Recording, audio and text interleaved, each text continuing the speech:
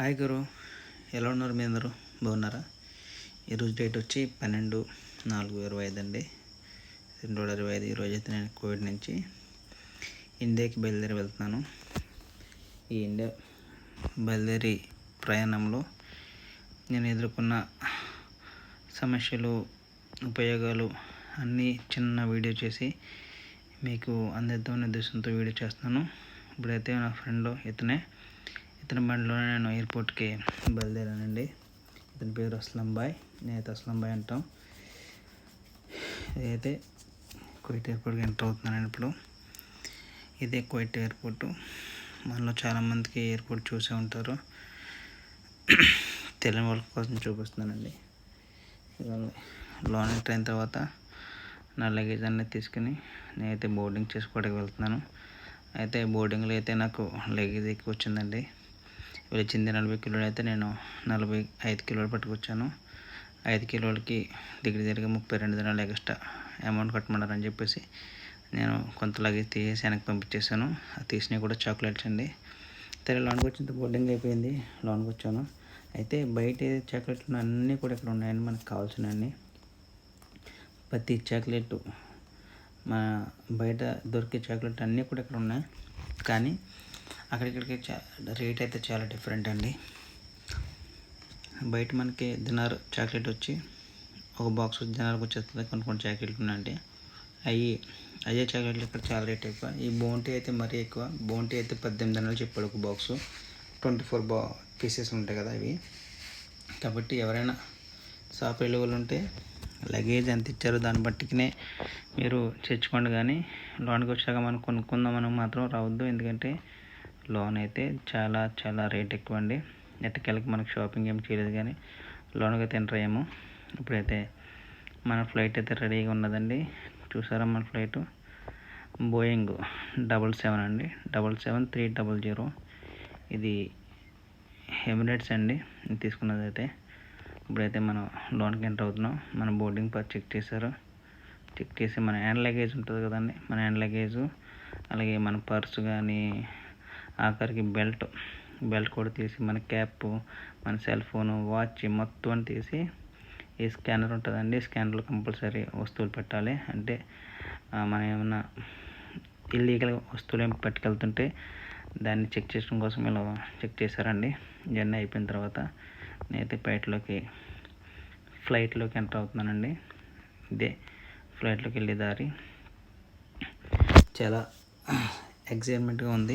ఇండియాకి వెళ్తున్నాను కదా, నేనైతే 4 years తర్వాత వెళ్తున్నానండి. అయితే ఫ్లైట్ మాత్రం వెళ్ళినా అన్న ఎటువంటి లగ్జరీ ఫ్లైట్లో వెళ్ళాలి. ఎందుకంటున్నానంటే మనం వెళ్ళేది ఒకసారి వెళ్తాం, మనం ప్రతిరోజు తిరగం. కాబట్టి ఒకసారైనా ఎంత విశాలమైన ఫ్లైట్ ఎక్కితే ఆ కిక్కే వేరుగా ఉంటుంది. ఎందుకంటే నేను వేరే ఫ్లైట్లను తక్కువ చేసి చెప్పట్లేదు, కానీ ఇప్పుడు నేను women airlines, Indian airlines, jet airlines అని చూశాను. అన్నిటి మీద నాకు నచ్చింది అయితే ఇదండి. అవి కూడా మంచి సర్వీస్ ఇస్తాయి, బాగుంటాయి. కానీ చిన్న ఫ్లైట్లు. ఈ ఫ్లైట్ వచ్చి ఎమిరేట్స్, పెద్ద ఫ్లైట్. బాగా నీకు లెఫ్ట్ రైట్ 3 వరుసలు ఉన్నా సరే, మళ్ళీ సెంటర్లో కూడా ఇంకొక 4 వరుసలు ఉన్నాయండి. అంత పెద్ద ఫ్లైట్ ఇది. బోయింగ్ 777-300. దీని బోయింగ్ నెంబర్ వచ్చి ఎట్టగైతే మనమైతే మన సీట్ దగ్గరికి వచ్చేసాం. నాకైతే ఇండో సీటు దొరికింది లక్కీగా. మనం రిక్వెస్ట్ చేయొచ్చు బోర్డింగ్ ఇచ్చినప్పుడు, వాళ్ళకి వీలైతే వాళ్ళు ఇస్తారు. కొన్నిసార్లు మన ఇష్టం ప్రకారం వస్తుంది. ఎలాగైతే మనం మన సీట్ దగ్గరికి వచ్చేసాం. మన సీట్ దగ్గర వేరే సీట్గా మర్చి పెద్ద ఎల్ఈడి టీవీ మనకి కనిపిస్తుంది కదా, దీంట్లో మొత్తం ప్రపంచాన్ని చూసొచ్చు. ఎందుకంటే పైన ఉన్నప్పుడు కూడా మనం, ఈ ఫ్లైట్లో ఉన్నప్పుడు కూడా మనం మన నచ్చిన సినిమాలు చూడవచ్చు, గేమ్స్ ఆడవచ్చు, ప్రతిదీ ఉంటుంది. తర్వాత ఈ ఫ్లైటు ఎక్కడి నుంచి ఎక్కడికి వెళ్తుంది, ఎన్ని కిలోమీటర్లు ప్రయాణం చేస్తుంది, ఎంత హైట్లో ఉన్నది, ఏ టైం దిగుతాము, అన్నీ కూడా మనకి చాలా క్లియర్గా మన ఎదురుగున్న ఈ డిస్ప్లేలో అన్నీ కనిపిస్తున్నాయండి. చూసారా ఎక్కడి నుంచి ఎక్కడికి వెళ్తున్నాము మనం అన్నీ ఈ ఎమిరేట్స్ ఫ్లైట్లో ఈ ఎదర్ స్క్రీన్లో అయితే కనిపిస్తాయి. నాకు తెలిసిన మట్టుకి కొన్ని ఫ్లైట్లో ఈ స్క్రీన్ అని ఉండదండి. ఇండియన్ ఎయిర్లైన్స్లో ఉండదు అనుకుంటున్నాను. ఈ ఎమిరేట్స్లో కూడా నేను తీసుకుంది బిజినెస్ క్లాస్ కాదండి, నార్మల్ క్లాస్. అది బిజినెస్ క్లాస్ మీకు అలాగే ఈ ఫ్లైట్లో ఎన్నెన్ని ఎగ్జిట్లు ఉన్నాయి, సపోజ్ ఎప్పుడైనా క్రాష్ అవుతే ఏమేమి సేఫ్టీ మెజర్మెంట్ తీసుకోవాలన్నీ కూడా ఈ బుక్ రూపంలో ఇక్కడ పొందుపరుచున్నారు. మనం టైంపాస్ కాకపోతే చూడవచ్చు. అలాగైతే మనది ఫ్లైట్ బయలుదేరి మనం అప్పుడే రన్వే మీదకి వచ్చేస్తామండి. మనం రన్వే నుంచి మనం మాట్లాడుతుండగానే ఎప్పుడైతే ఇది టేకప్ అయిపోయిందో తెలియకుండానే ఇది గాల్లోకి లేచిపోయిందండి.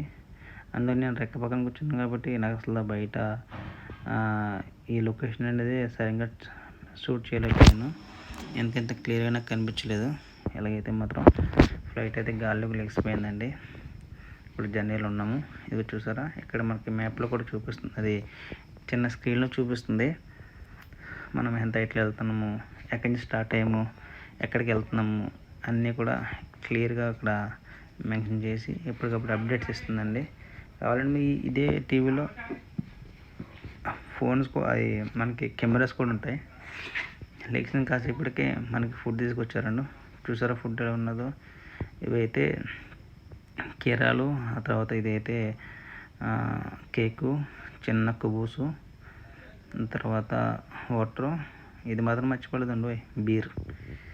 ఎమిరేట్స్ ఫ్లైట్లో కంపల్సరీ ముందిస్తారు. నేనైతే బీర్ ఆర్డర్ ఇచ్చుకున్నానండి, తినేసాను. ఇది చూసారా విచిత్రం, నా బ్యాగ్ కోసం కూడా నేను ఒక సీట్ బుక్ చేసుకున్నాను.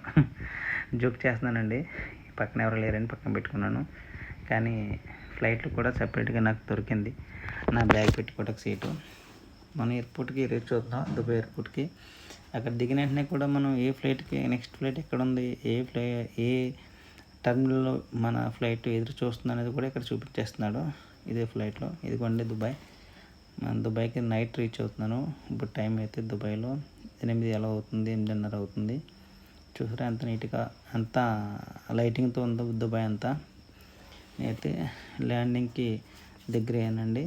ఇదిగోండి ఇలా నేను దుబాయ్లో ల్యాండ్ అవుతున్నాను. ఇప్పుడు ఈ దుబాయ్లో ల్యాండ్ అయిన తర్వాత మళ్ళీ దుబాయ్ నుంచి నేను ఫ్లైట్ చేంజ్ అయ్యి మళ్ళీ హైదరాబాద్కి బయలుదేరుతానండి.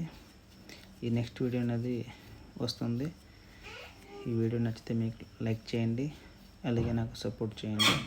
Thank you friends, thank you.